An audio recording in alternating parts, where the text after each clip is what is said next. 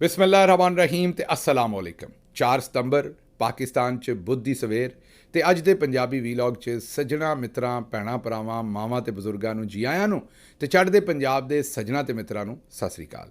ਸਭ ਤੋਂ ਪਹਿਲਾਂ ਤੇ ਚੇਤੇ ਕਰਾਈਏ ਕਿ ਸੋਸ਼ਲ ਮੀਡੀਆ ਫਾਇਰਵਾਲ ਨੂੰ ਨਾਕਾਮ ਬਣਾਉਣ ਵਾਸਤੇ ਇਸ ਚੈਨਲ ਨੂੰ ਸਬਸਕ੍ਰਾਈਬ ਕਰੋ ਜੇ ਹਾਲੇ ਤੱਕ ਨਹੀਂ ਕੀਤਾ। ਵੀਲੌਗ ਵੇਖਣ ਤੋਂ ਬਾਅਦ ਇਹਨੂੰ ਲਾਈਕ ਕਰੋ, ਇਹਦੇ ਤੇ ਕਮੈਂਟ ਕਰੋ ਤੇ ਇਹਦੇ ਲਿੰਕ ਨੂੰ WhatsApp ਤੇ ਸ਼ੇਅਰ ਕਰੋ। ਨਵੀਂ ਫਾਇਰਵਾਲ ਇੰਸਟਾਲ ਕੀਤੀ ਗਈ ਹੈ। ਸਭ ਤੋਂ ਪਹਿਲਾਂ ਤਾਂ ਤੁਹਾਨੂੰ ਦੱਸੀਏ ਉਹਨੇ ਕਾਫੀ ਭੜਥੂ ਪਾਇਆ ਹੈ, ਮਤਲਬ ਕਿ ਇਹ ਪਿਛਲੀ ਜਿਹੜੀ ਫਾਇਰਵਾਲ ਸੀ ਉਹਦੇ ਤੋਂ ਇਹ ਡੈਫੀਨੇਟਲੀ ਜ਼ਿਆਦਾ ਇਫੈਕਟਿਵ ਹੈ। ਇਹ ਸਾਨੂੰ ਵੀ ਤੇ ਦੂਜੇ ਵੀ ਚੰਦ ਕੁਛ ਵੀਲੌਗਰਸ ਨੂੰ ਇਹ ਇੰਪੈਕਟ ਨਹੀਂ ਕਰ ਰਹੀ। ਜ਼ਾਹਿਰ ਹੈ ਉਹ ਪਿਕ ਐਂਡ ਚੂਜ਼ ਕਰ ਰਹੇ ਨੇ, ਬਹੁਤੀ ਚੁੰਡੀ ਕੌਣ ਵੱਢਦਾ ਹੈ, ਬਹੁਤੀ ਦਰਦ ਤੇ ਤਕਲੀਫ ਕੌਣ ਦਿੰਦਾ ਹੈ। ਇਸ ਲਈ ਤੁਹਾਨੂੰ ਆਪੇ ਹੀ ਨਜ਼ਰ ਆ ਜਾਏਗਾ ਵੀ ਕਿਹੜੇ ਵੀਲੌਗ ਜਿਹੜੇ ਨੇ ਉਹ ਘੱਟ ਚੱਲ ਰਹੇ ਨੇ ਤੇ ਕਿਹੜੇ ਬਹੁਤੇ ਚੱਲ ਰਹੇ ਨੇ। ਪਰ ਜਿਹੜੀ ਅਸੀਂ ਰਿਸਰਚ ਕੀਤੀ ਹੈ 3 ਤੋਂ 4 ਵੀਲੌਗਰ ਨੇ ਜਿਨ੍ਹਾਂ ਨੂੰ ਪੂਰਾ ਟਾਰਗੇਟ ਕੀਤਾ ਹੋਇਆ, ਉਹਨਾਂ 'ਚ ਇੱਕ ਅਸੀਂ ਵੀ ਹੈ ਤੇ ਇਹ ਵਾਲੀ ਜਿਹੜਾ ਥੋੜ੍ਹੀ ਇਫੈਕਟਿਵ ਹੈ। ਲੇਕਿਨ ਜ਼ਾਹਿਰ ਹੈ ਅਗਰ ਤੁਸੀਂ ਇਹਦੇ ਵਿੱਚ ਪੂਰਾ ਨਾਲ ਜ਼ੋਰ ਮਾਰੋਗੇ ਤੇ ਫਿਰ ਇਹਦੀ ਵੀ ਇਫੈਕਟਿਵਨੈਸ ਜਿਹੜੀ ਹੈ ਖ਼ਤਮ ਹੋ ਜਾਏਗੀ। ਹੁਣ ਉਹਨੇ ਅੱਜ ਦੀਆਂ ਖਬਰਾਂ ਵਾਲੇ ਪਾਸੇ ਜਿਨ੍ਹਾਂ 'ਤੇ ਅਸੀਂ ਚਾਨਣ ਪਾਉਣਾ। ਪਹਿਲੀ ਖਬਰ ਤੁਹਾਡੇ ਸਾਹਮਣੇ ਰੱਖਦੇ ਹਾਂ ਜੀ। ਭੇੜ ਪੈ ਗਿਆ ਹੈ, ਭੜਥੂ ਤਾਂ ਨਹੀਂ ਮੈਂ ਕਹਾਂਗਾ, ਭੇੜ ਪੈ ਗਿਆ। ਜਨਾਬ ਸ਼ਾਹੀਨ ਸਬਾਈ ਸਾਹਿਬ ਬੜੇ ਹੀ ਸੀਨੀਅਰ ਜਰਨਲਿਸਟ ਨੇ ਔਰ ਐਡੀਟਰ ਨੇ, ਬਜ਼ੁਰਗ ਨੇ, ਬੜਾ ਇਹਤਰਾਮ ਹੈ ਇਹਨਾਂ ਦਾ, ਔਰ ਉਹਨਾਂ ਦਾ ਭੇੜ ਪਿਆ ਜੀ ਸਾਡੀ ਭੈਣ ਸਰਕਾਰੀ ਹਾਜਣ ਆਸਮਾ ਸ਼ਰਾਜ਼ੀ ਸਾਹਿਬਾਂ ਨਾਲ। ਉਹਨਾਂ ਨੇ ਕਿਤੇ ਕੋਈ ਟਵੀਟ ਕਰ ਛੱਡਿਆ, ਸ਼ਾਹੀਨ ਸਬਾਈ ਸਾਹਿਬ ਨੇ ਉਹਨਾਂ ਚੇਤੇ ਕਰਾਇਆ ਕਿ ਬੀਬੀ ਤੁਸੀਂ ਸਰਕਾਰੀ ਹੱਜ ਕੀਤਾ ਸੀ ਤੇ ਮਿਹਰਬਾਨੀ ਕਰਕੇ ਉਹਦੇ ਪੈਸੇ ਮੋੜ ਦਿਓ ਤੇ ਆਪਣੇ ਉੱਤੇ ਇਹ ਜਿਹੜੀ ਕਾਲਕ ਲੱਗੀ ਹੈ ਇਹਨੂੰ ਹਟਾ ਦਿਓ। ਉਹਦਾ ਜਵਾਬ ਬੜਾ ਤੱਤਾ ਦਿੱਤਾ ਉਹਨਾਂ ਨੇ, ਔਰ ਤੱਤਾ ਜਵਾਬ ਉਹਨਾਂ ਨੇ ਇਹ ਦਿੱਤਾ ਉਹਨਾਂ ਨੂੰ ਕਿ ਮੈਂ ਸਰਕਾਰੀ ਹੱਜ ਜਿਹੜਾ ਪਹਿਲਾਂ ਤਾਂ ਕੀਤਾ ਹੀ ਨਹੀਂ। ਇਹ ਜ਼ਰਾ ਜੁਮਲਾ ਚੈੱਕ ਕਰੋ ਉਹਨਾਂ ਦਾ। ਉਹਨਾਂ ਕਿਹਾ ਮੈਂ ਸਰਕਾਰੀ ਹੱਜ ਕੀਤਾ ਹੀ ਨਹੀਂ, ਜਿਹੜਾ ਕੀਤਾ ਸੀ ਆਹਾ ਮਾਸ਼ਾਅੱਲਾ, ਮੈਂ ਸਰਕਾਰੀ ਹੱਜ ਕੀਤਾ ਹੀ ਨਹੀਂ, ਜਿਹੜਾ ਕੀਤਾ ਸੀ ਉਹਦੇ ਮੈਂ ਬਾਅਦ 'ਚ ਪੈਸੇ ਦੇ ਦਿੱਤੇ ਸਨ। ਅਤੇ ਉਹਨਾਂ ਨੇ ਫਿਰ ਹਜ਼ਰਤ ਮੌਲਾ ਅਲੀ ਅਲੈਹਿਸਲਾਮ ਦਾ ਇੱਕ ਕਾਲ ਵੀ ਜਿਹੜਾ ਉਹ ਵੀ ਰੱਖਿਆ। ਮਤਲਬ ਇਹਨਾਂ ਲੋਕਾਂ ਦੀ ਡਟਾਈ ਔਰ ਬੇਸ਼ਰਮੀ ਦੀ ਹਾਲਤ ਵੇਖੋ ਵੀ ਭੈੜਾ ਕੰਮ ਕਰਕੇ ਫੜੇ ਗਏ। ਮਤਲਬ ਸਭ ਤੋਂ ਪਹਿਲਾਂ ਤਾਂ ਆਸਮਾ ਸ਼ਰਾਜ਼ੀ ਸਾਹਿਬਾ ਕੀ ਸਾਰਿਆਂ ਨੂੰ ਪਤਾ ਹੈ ਵੀ ਸਰਕਾਰੀ ਹੱਜ ਕਰਨਾ ਜੁਰਮ ਹੈ। ਇਹ ਭੈਣ ਸਾਡੀ ਨੇ ਸਰਕਾਰੀ ਹੱਜ ਕੀਤਾ, ਇਹਨਾਂ ਨੂੰ ਫੜਿਆ ਕਿੰਨੇ? ਮਤੀਉੱਲਾ ਜਾਨ ਸਾਹਿਬ ਨੇ ਇਹਨਾਂ ਦਾ ਇੰਟਰਵਿਊ ਲਿਆ। ਉਸ ਇੰਟਰਵਿਊ ਤੋਂ ਉਹਨਾਂ ਸਿੱਧਾ ਹੀ ਜਿਹੜੇ ਸਵਾਲ ਠੋਕੇ ਤੇ ਇਹਨਾਂ ਜਿਹੜੇ ਜਵਾਬ ਦਿੱਤੇ। ਜ਼ਰਾ ਸੁਣੋ ਉਦੋਂ ਕੀ ਗੱਲਬਾत हुई सी। और का तो बिल्कुल नाम नहीं लेना चाहूंगी, लेकिन यस मैंने ये हज किया, इसकी सादत मुझे हासिल हुई। और ये आपको शर्मिंदा है या मैं नहीं? शर्मिंदा कतन नहीं हूँ। हाँ अलबत्ता मैं ये सोचती ज़रूर हूँ कि अगर मैं खुद चली जाती तो ज़्यादा मुनासिब होता। लेकिन मैंने आपको बताया कि जो लाइलमी थी उसके अंदर इसको ये एक फैसला हुआ था। गलती हुई आपसे? गलती भी मैं इसको नहीं कहूंगी, बट ये है कि अगर हाँ गलती नहीं तो फिर लाइलमी का क्या जवाब? क्योंकि आप अगर ये आपने शहजादा नाइफ के से रेलेवेंट सवाल पूछा, अगर आपको इल्म होता कि ये रहमान मलिक, अगर आपको इल्म होता कि हुकूमत करवा रही है तो आप इनकार कर देती? क्यों करती? ਸੁਣ ਲਈ ਜੇ ਉਹ ਜਿਸ ਵੇਲੇ ਇਹ ਭਾਂਬੜ ਮਚ ਗਿਆ, ਇਹ ਭਾਂਬੜ ਬਲ ਪਿਆ ਕਿ ਸਰਕਾਰੀ ਹੱਜ ਕਰਨਾ ਗਲਤ ਸੀ ਤੇ ਇਹ ਭੈਣ ਸਾਡੀ ਫੜੀ ਗਈ, ਗਿੱਚਿਓਂ ਫੜੀ ਗਈ ਤੇ ਉਸ ਵੇਲੇ ਇਹਨੇ ਮੇਰਾ ਖਿਆਲ ਕੋਈ ਚੈੱਕ ਸ਼ੈੱਕ ਜਮ੍ਹਾਂ ਕਰਾਇਆ ਕਿ ਸਾਨੂੰ ਨਹੀਂ ਪਤਾ, ਅੱਜ ਤੱਕ ਸਬੂਤ ਨਹੀਂ ਦਿੱਤਾ। ਜਮ੍ਹਾਂ ਕਰਾਏ ਸਨ ਤੇ ਉਹਦਾ ਜ਼ਾਹਿਰ ਹੈ ਜਦੋਂ ਬੰਦਾ ਇਹੋ ਜਿਹਾ ਭੈੜਾ ਕੰਮ ਕਰਕੇ ਫਿਰ ਬਾਅਦ ਪੈਸੇ ਜਮ੍ਹਾਂ ਕਰਾਏ ਤਾਂ ਉਹਦਾ ਕੋਈ ਨਾ ਕੋਈ ਸਬੂਤ ਦਿੰਦਾ ਪਬਲਿਕ ਨੂੰ। ਅੱਜ ਤੱਕ ਇਹਨਾਂ ਨੇ ਕੋਈ ਟਵੀਟ ਨਹੀਂ ਕੀਤਾ, ਕੋਈ ਆਵਾਮ ਦੇ ਸਾਹਮਣੇ ਹਜ਼ੂਰ ਇਹ ਹੈ ਵਜ਼ਰਾਏ ਨਹੀਂ ਰੱਖੇ। ਬਾ ਉਹ ਜਿਹਾ ਹੀ ਕੰਮ ਹੈ ਕਿ ਮੇਰੀ ਲੰਦਨ ਤੋਂ ਕਿਆ ਪਾਕਿਸਤਾਨ ਮੇਂ ਵੀ ਕੋਈ ਪ੍ਰੋਪਰਟੀ ਨਹੀਂ। ਹੁਣ ਅਗਰ ਇਹਨਾਂ ਵਾਕਈ ਜਮ੍ਹਾਂ ਕਰਾਏ ਨੇ ਤੇ ਮੇਰਾ ਤਜਜ਼ੀਆ ਤਾਂ ਇਹੀ ਹੈ ਵੀ ਇਹਨਾਂ ਨੂੰ ਸਾਹਮਣੇ ਰੱਖਣਾ ਚਾਹੀਦਾ ਅਗਰ ਪੈਸੇ ਜਮ੍ਹਾਂ ਕਰਾਏ ਨੇ। ਅਗਰ ਨਹੀਂ ਕਰਾਏ ਤਾਂ ਫਿਰ ਆਵਾਮ ਜਿਹੜੀ ਹੈ ਜ਼ਾਹਿਰ ਹੈ ਜਾਇਜ਼ ਹੋਏਗੀ ਉਹਨਾਂ ਦਾ ਕ੍ਰਿਟਿਸਿਜ਼ਮ। ਲੇਕਿਨ ਉਹਨਾਂ ਆਖਿਆ ਸੀ ਕਿ ਮੈਨੂੰ ਤਾਂ ਪਤਾ ਹੀ ਨਹੀਂ ਸੀ ਵੀ ਇਹ ਗਰੀਬਾਂ ਦੇ ਪੈਸਿਆਂ ਦੇ ਉੱਤੇ ਹੱਜ ਹੁੰਦਾ ਹੈ। ਫਿਰ ਹੋਰ ਜਨਾਬ ਤੁਹਾਡੇ ਮਾਮੂ ਜੀ ਦੇ ਪੈਸਿਆਂ ਦੇ ਤੁਸੀਂ ਸਰਕਾਰੀ ਹੱਜ ਕਰਨ ਗਏ ਸੋ, ਜ਼ਾਹਿਰ ਹੈ ਇਹ ਮਸਕੀਨਾਂ ਗਰੀਬਾਂ ਦਾ ਖੈਰਾਤ ਦੇ ਵਿੱਚ ਜਿਹਨਾਂ ਨੂੰ ਹੱਜ ਹੁੰਦਾ ਉਹਦੇ 'ਤੇ ਬਾਜੀ ਨੇ ਹੱਜ ਕੀਤਾ ਸੀ। ਫੜੀ ਗਈ ਸੀ ਬਾਜੀ ਤੇ ਹੁਣ ਤਾਵੀਲ ਇਹ ਹੈ ਵੀ ਮੈਂ ਪੈਸੇ ਜਮ੍ਹਾਂ ਕਰਾਤੇ ਤੇ ਮੈਂ ਤੇ ਨਾਤੀ ਧੋਤੀ ਹੋ ਗਈ। ਇੰਜ ਨਹੀਂ ਜੀ। ਅਗਰ ਤੁਸੀਂ ਇੱਕ ਕੰਮ ਜਾਣਦੇ ਬੁੱਝਦੇ ਭੈੜਾ ਕਰੋ ਤੇ ਉਸ ਤੋਂ ਬਾਅਦ ਫੜੇ ਜਾਓ ਤੇ ਤੁਹਾਨੂੰ ਜੁਰਮਾਨਾ ਦੇ ਕੇ ਤੇ ਤੁਹਾਡੇ ਕੋਲ ਵਸੂਲ ਕਰ ਜੁਰਮਾਨਾ ਉਹੀ ਵੀ ਮਤਲਬ ਪਬਲਿਕ ਨੇ ਜਿਹੜੀ ਲੈ ਦੇ ਕੀਤੀ ਤੇ ਉਸ ਤੋਂ ਬਾਅਦ ਤੁਹਾਨੂੰ ਰੁਪਈਏ ਦੇਣੇ ਪੈ ਜਾਣ ਤੇ ਉਸ ਤੋਂ ਬਾਅਦ ਤੁਹਾਡਾ ਗੁਨਾਹ ਜਿਹੜਾ ਉਹ ਧੁੱਪ ਨਹੀਂ ਗਿਆ। ਬਹਰਹਾਲ ਜਾਂਦੀ ਬਾਜੀ ਨੇ ਜਿਹੜੇ ਸ਼ਾਹੀਨ ਸਬਾਈ ਸਾਹਿਬ ਨੇ ਉਹਨਾਂ ਨੂੰ ਵੀ ਕੈਨੇਡਾ ਦੇ ਵਿੱਚ ਸਫੀਰ ਲੱਗਣ ਦਾ ਜਿਹੜਾ ਨਾ ਉਹ ਤਾਨਾ ਮਾਰਿਆ ਵੀ ਤੁਸੀਂ ਕੈਨੇਡਾ ਦੇ ਸਫੀਰ ਲੱਗਣਾ ਚਾਹੁੰਦੇ ਸੀ। ਅੱਛਾ ਜੋ ਸਫੀਰ ਤੇ ਮੁਬੈਨਾ ਤੌਰ ਤੇ ਕਈ ਹੋਰਾਂ ਦੇ ਬਾਰੇ ਵੀ ਕਈ ਹੋਰ ਲੱਗਣਾ ਚਾਹੁੰਦੇ ਸੀ। ਲੇਕਿਨ ਬਹਰਹਾਲ ਮੁਖਤਸਰ ਗੱਲ ਇੱਥੇ ਇੰਨੀ ਹੈ ਕਿ ਹੱਜ ਸਰਕਾਰੀ ਹੱਜ ਵਾਲਾ ਰੌਲਾ ਹਜੇ ਤੱਕ ਉੱਥੇ ਹੀ ਹੈ। ਮਿਹਰਬਾਨੀ ਕਰੋ ਅਗਰ ਪੈਸੇ ਜਮ੍ਹਾਂ ਕਰਾਏ ਸਨ ਤਾਂ ਉਹਦੀਆਂ ਕੋਈ ਰਸੀਦਾਂ ਪਬਲਿਕ ਨੂੰ ਦੇ ਦਿਓ, ਕੰਮ ਅੱਗੇ ਤੁਰੇ। ਅੱਛਾ ਜੀ ਟਿਕਟੋਕਰ ਵਜ਼ੀਰੇ ਆਲਾ ਤੋਂ ਟਿਕਟੋਕਰ ਕਾਂਸਟੇਬਲ ਤੱਕ, ਹਾਂਜੀ ਇਹ ਨਵਾਂ ਰੌਲਾ ਪੈ ਗਿਆ ਕਿ ਟਿਕਟੋਕਰ ਜਿਹੜੀ ਵਜ਼ੀਰੇ ਆਲਾ ਹੈ ਸਾਡੀ ਭੈਣ ਮਰੀਮ ਨਵਾਜ਼, ਉਹ ਤਾਂ ਬੜੀ ਰਾਜ਼ੀ ਖੁਸ਼ੀ ਅਤੇ ਮੇਰਾ ਮਤਲਬ ਹੈ ਜਿਹੜੀਆਂ ਕਲਕਾਰੀਆਂ ਮਾਰਦੀ ਫਿਰਦੀ ਹੈ ਸਾਡੀ ਭੈਣ ਪੰਜਾਬ ਦੇ ਵਿੱਚ। ਪਰ ਉੱਥੇ ਕਾਂਸਟੇਬਲ ਵਿਚਾਰੀ ਮਾੜੇ ਦੀ ਧੀ ਹੈ ਨਾ, ਉਹਨੇ ਟਿਕਟੋਕ ਬਣਾਈ ਕਿਤੇ ਵਰਦੀ ਦੇ ਵਿੱਚ, ਉਹ ਵਿਚਾਰੀ ਫੜੀ ਗਈ। ਇਹ ਕਰਾਚੀ ਸਾਊਥ ਜ਼ੋਨ ਦੇ ਵਿੱਚ ਗੁਜ਼ਰੀ ਥਾਣੇ ਦੇ ਵਿੱਚ ਤਾਇਨਾਤ ਇੱਕ ਲੇਡੀ ਪੁਲਿਸ ਕਾਂਸਟੇਬਲ ਹੈ। ਉਹਨੇ ਵਿਚਾਰੀ ਨੇ ਟਿਕਟੌਕ ਬਣਾਈ, ਵੀਡੀਓ ਤੇਜ਼ੀ ਨਾਲ ਵਾਇਰਲ ਹੋ ਗਈ। ਉਹ ਜਿਹਦੇ 'ਚੋਂ ਵਰਦੀ 'ਚ ਮੌਜੂਦ ਹੈ, ਪੁਲਿਸ ਕਾਂਸਟੇਬਲ ਬਲਦੀਆ ਟਾਊਨ ਦੀ ਡਿਊਟੀ ਦੇ ਦੌਰਾਨ ਟਿਕਟੌਕ ਬਣਾ ਰਹੀ ਸੀ ਉਹ, ਅਤੇ ਉਹਦੇ ਨਾਲ ਹੀ ਕੋਈ ਹੋਰ ਦੋ ਲੋਕ ਵੀ ਸਨ। ਲੇਡੀ ਕਾਂਸਟੇਬਲ ਦਾ ਨਾਮ ਮਾਰੀਆ ਗੁੱਲ ਹੈ, ਅਤੇ ਇਹ ਮਾਰੀਆ ਗੁੱਲ ਸਾਹਿਬਾ ਜਿਹੜੀਆਂ ਨੇ ਇਹਨਾਂ ਨੇ ਇਹ ਟਿਕਟੌਕ ਬਣਾ ਛੱਡੀ, ਉਹ ਵਾਇਰਲ ਹੋ ਗਈ। ਅਤੇ ਉੱਥੋਂ ਦੇ ਜਿਹੜੇ ਹੁਣ DIG ਸਾਹਿਬ ਨੇ ਸਾਊਥ ਸੈਯਦ ਅਸਦ ਰਜ਼ਾ, ਇਹਨਾਂ ਵੀ ਆਖਿਆ, ਅਸਦ ਰਜ਼ਾ ਸਾਹਿਬ ਨੇ ਵੀ ਆਖਿਆ ਵੀ ਮਾੜੇ ਦੀ ਧੀ ਹੈ, ਇਹਨੂੰ ਨਹੀਂ ਛੱਡਣਾ।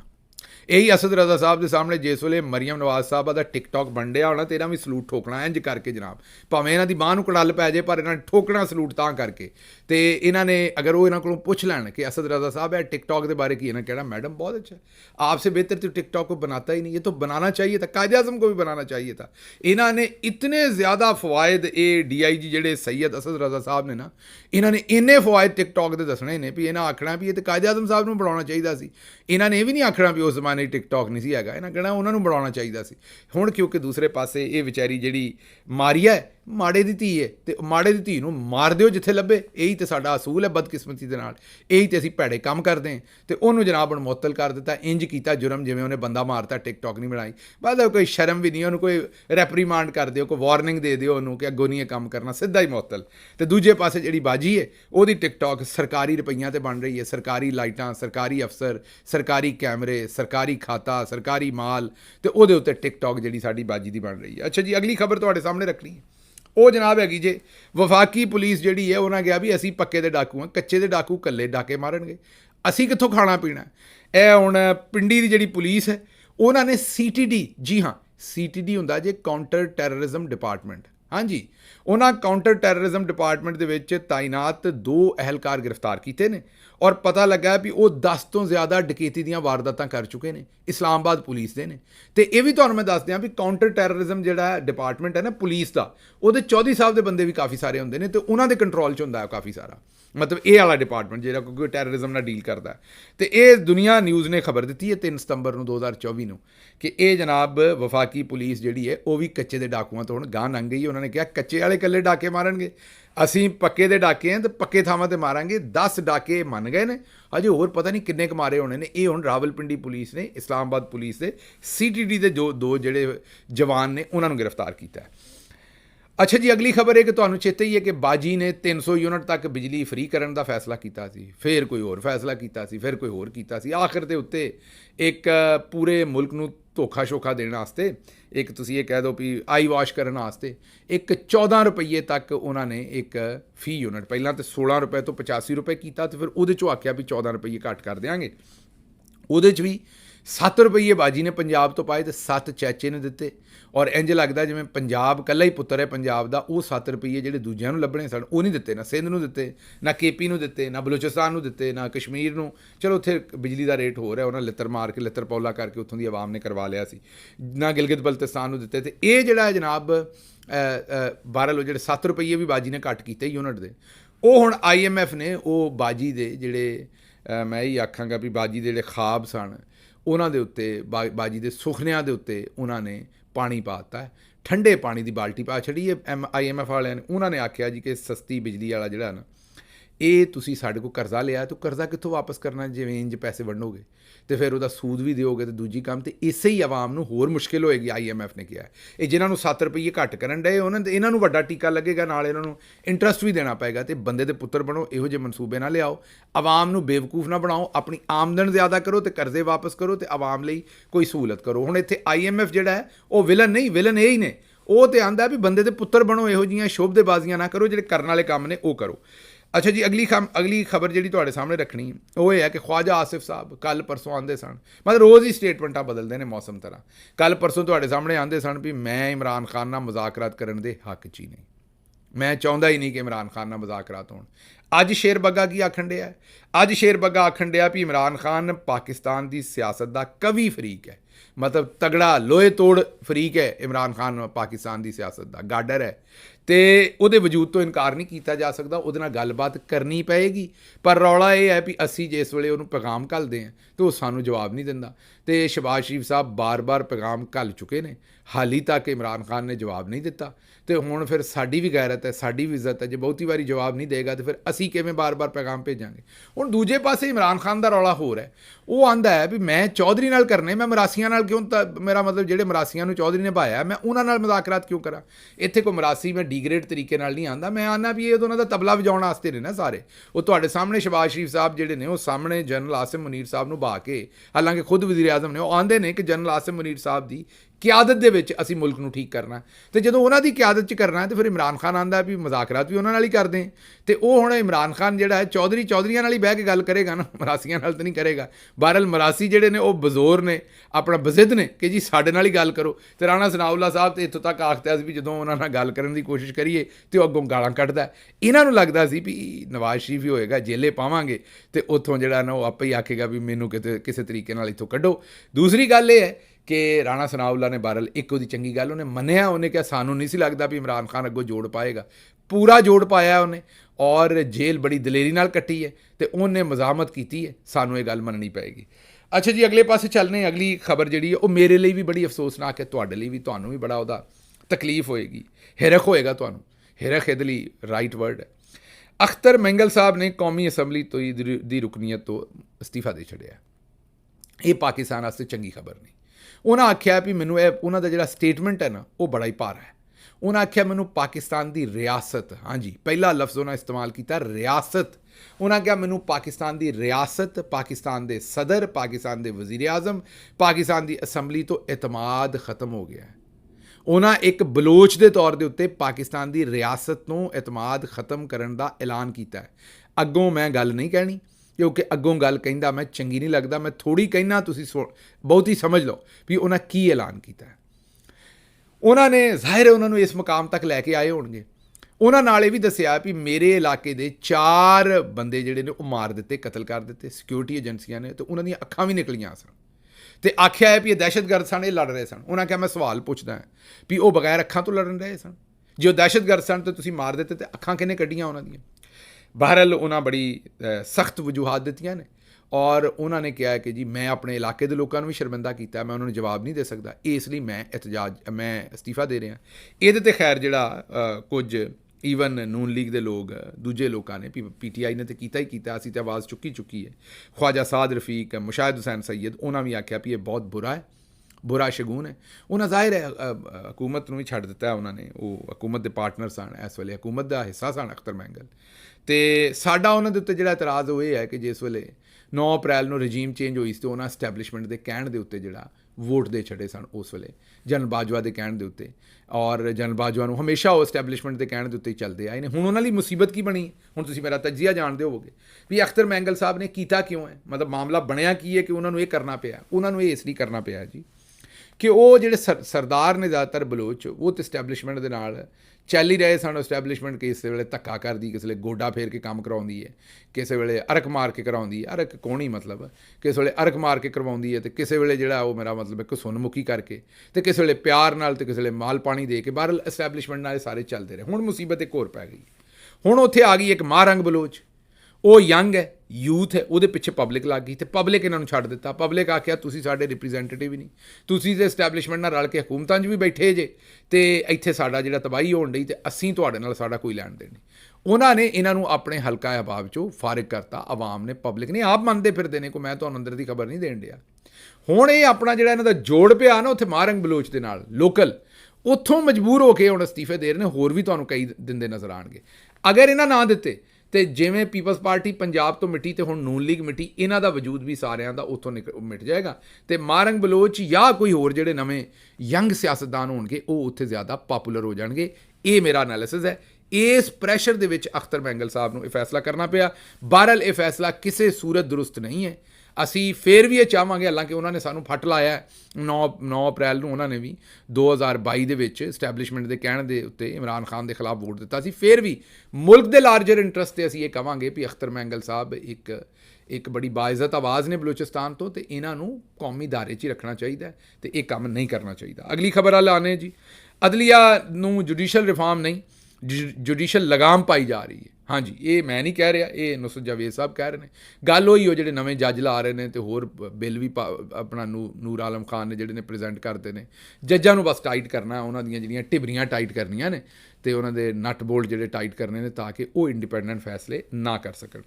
ਅੱਛਾ ਜੀ, ਅਗਲੀ ਖਬਰ ਤੇ ਚੱਲਦੇ। ਮਤੀਉੱਲਾ ਜਾਨ ਸਾਹਿਬ ਨੇ ਉਹਨਾਂ ਆਖਿਆ ਜੀ ਕਿ ਤਾਲੀਮੀ ਇਸਨਾਦ ਜਿਹੜੀ ਹੈ ਨਾ, ਉਹਨਾਂ ਤੋਂ ਹਮੇਸ਼ਾ ਹੀ ਸਿਆਸਤਦਾਨਾਂ ਨੂੰ ਬਲੈਕਮੇਲ ਕੀਤਾ ਗਿਆ ਹੈ। ਜਿਵੇਂ ਹੁਣ ਜਸਟਿਸ ਤਾਰਿਕ ਜਹਾਂਗੀਰੀ ਸਾਹਿਬ ਦੀ ਜਿਹੜੀ ਇਸਨਾਦ ਨੇ ਉਹ 35-36 ਸਾਲ ਬਾਅਦ ਜਾਲੀ ਕਰਾਰ ਦੇ ਦਿੱਤੀਆਂ ਨੇ ਕਰਾਚੀ ਯੂਨੀਵਰਸਿਟੀ 'ਚ।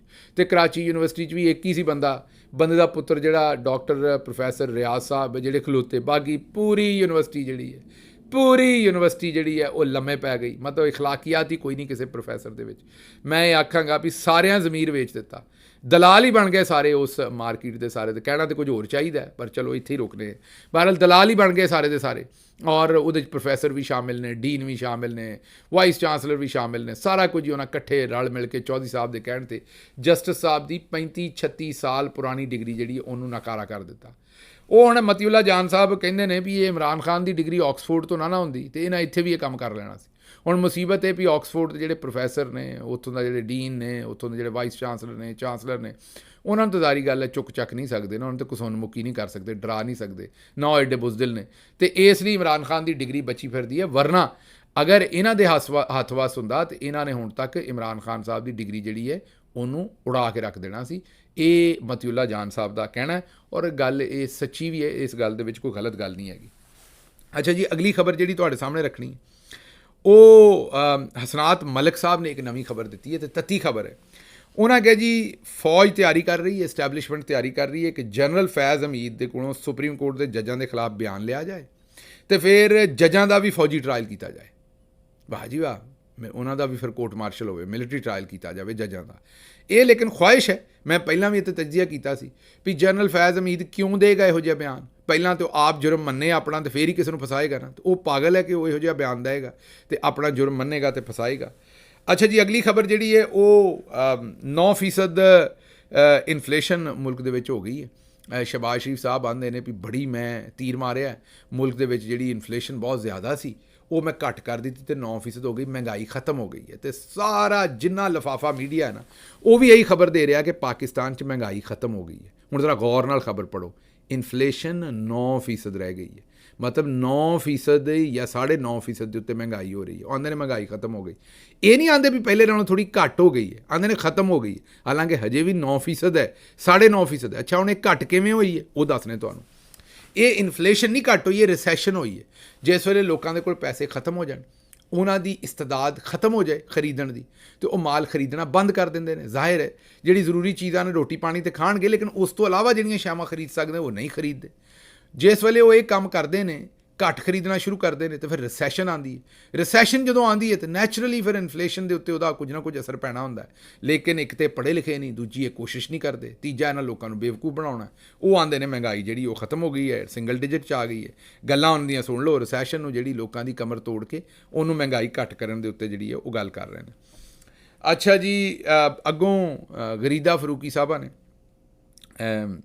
ਆਖਿਆ ਕਿ ਇਮਰਾਨ ਖਾਨ ਤੇ ਸ਼ਹਬਾਜ਼ ਸ਼ਰੀਫ ਮਹਿੰਗਾਈ ਦਾ ਮੁਆਵਜ਼ਾ, ਤੇ ਉਹਨਾਂ ਨੇ ਆਖਿਆ ਕਿ ਅੱਜ ਗਰੀਦਾ ਫਰੂਕੀ ਸਾਹਿਬਾ ਵੀ ਤਾਰੀਫਾਂ ਕਰ ਰਹੀਆਂ ਨੇ ਇਮਰਾਨ ਖਾਨ ਦੀਆਂ। ਉਹ ਆਉਂਦੇ ਨੇ ਇਮਰਾਨ ਖਾਨ ਦੇ ਦੌਰ 'ਚ ਘਿਓ 400 450 ਸੀ, ਅੱਜ 600 ਰੁਪਈਏ ਤੋਂ ਵੀ ਉੱਤੇ ਹੈ। 600 ਨਹੀਂ, ਉਸ ਤੋਂ ਕਿਤੇ ਉੱਤੇ ਹੈ, ਝੂਠ ਮਾਰਿਆ ਉਹਨਾਂ ਨੇ। ਬਹਰਹਾਲ ਚਲੋ ਫਿਰ ਵੀ ਤਾਰੀਫ ਕਰ ਰਹੀਆਂ ਨੇ ਕਿ ਇਮਰਾਨ ਖਾਨ ਦੇ ਜ਼ਮਾਨੇ 'ਚ ਘੱਟ ਸੀ। ਕਿਲੋ ਪਿਆਜ਼ 40 ਰੁਪਈਏ ਸੀ, ਹੁਣ 200 ਰੁਪਏ ਦੇ ਨੇ। ਦੁੱਧ ਦਾ ਡੱਬਾ 180 ਦਾ ਸੀ, ਹੁਣ 450 ਤੱਕ ਪਹੁੰਚ ਗਿਆ। ਤੇ ਮਹਿੰਗਾਈ ਕਿੱਥੇ ਘੱਟ ਹੋਈ ਹੈ, ਕਿਹੜੀ ਮਾਰਕੀਟ 'ਚ ਹੋਈ, ਉਹਨਾਂ ਨੇ ਕਿਹਾ। ਇਹ ਉਹਨਾਂ ਨੇ, ਇਹ ਉਹੀ ਬੀਬੀ ਹੈ ਜਿਹੜੀ ਆਂਦੀ ਸੀ ਇਮਰਾਨ ਖਾਨ ਖਤਮ ਸ਼ੁੱਧ, ਡਨ ਐਂਡ ਡਸਟਡ, ਇਹ ਹੋ ਗਿਆ ਉਹ ਹੋ ਗਿਆ। ਹੁਣ ਚਲੋ ਤਾਰੀਫਾਂ ਤੇ ਆਈ। ਅੱਛਾ ਜੀ, ਇਹਦੇ ਨਾਲ ਹੀ ਜੁੜਦੀ ਇੱਕ ਹੋਰ ਖਬਰ ਤੁਹਾਨੂੰ ਸੁਣਾ ਦਈਏ। ਇਹ ਇਸੇ ਖਬਰ ਦੇ ਨਾਲ ਅਗਲੇ ਪਾਸਿਓਂ ਜੁੜਦੀ ਹੋਈ ਇਹ ਖਬਰ ਇਸਲਾਮਾਬਾਦ ਤੋਂ, ਗਰੀਦਾ ਫਰੂਕੀ ਸਾਹਿਬਾ ਵੀ ਇਸਲਾਮਾਬਾਦ ਹੀ ਰਹਿੰਦੀਆਂ ਨੇ। ਅਗਲੀ ਖਬਰ ਵੀ ਇਸਲਾਮਾਬਾਦ ਦੀ। ਉਹ ਖਬਰ ਤਾਰਿਕ ਮਤੀਨ ਸਾਹਿਬ ਦੀ ਹੈ। ਉਹਨਾਂ ਆਖਿਆ ਵੀ ਇੱਕ ਬਿੱਲੋ ਬੋਤਲਾਂ ਸ਼ਰਾਬ ਦੀਆਂ ਅੱਖਾਂ ਤੇਰੀਆਂ, ਇੱਕ ਪੰਜਾਬੀ ਗਾਣਾ ਸੀ, ਮਾਜ਼ਰਤ ਦੇ ਨਾਲ ਇਹ ਨਾ ਸਮਝਣਾ ਕਿ ਮੈਂ ਕਿਸੇ ਨੂੰ ਆਖਣ ਡਿਆ।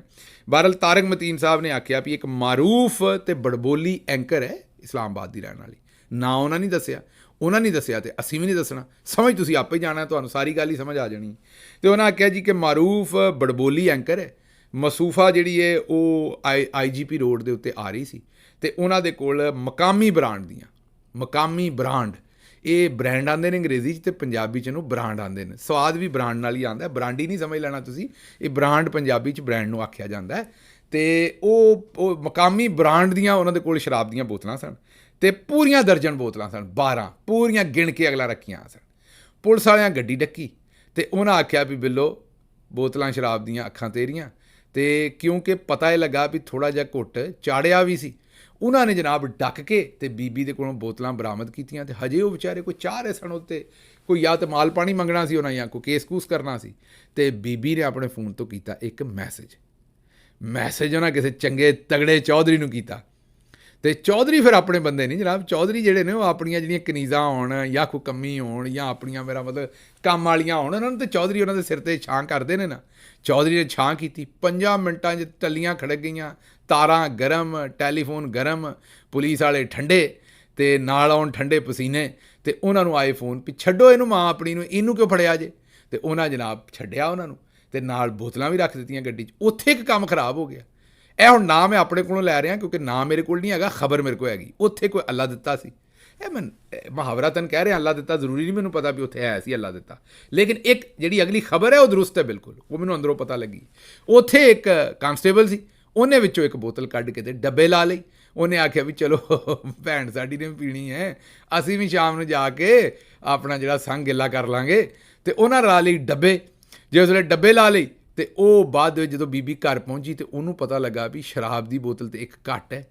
ਉਹਨੇ ਫਿਰ ਚੌਧਰੀ ਨਾਲ ਰਾਬਤਾ ਕੀਤਾ, ਚੌਧਰੀ ਫਿਰ ਤਾਰਾਂ ਗਰਮ ਕੀਤੀਆਂ।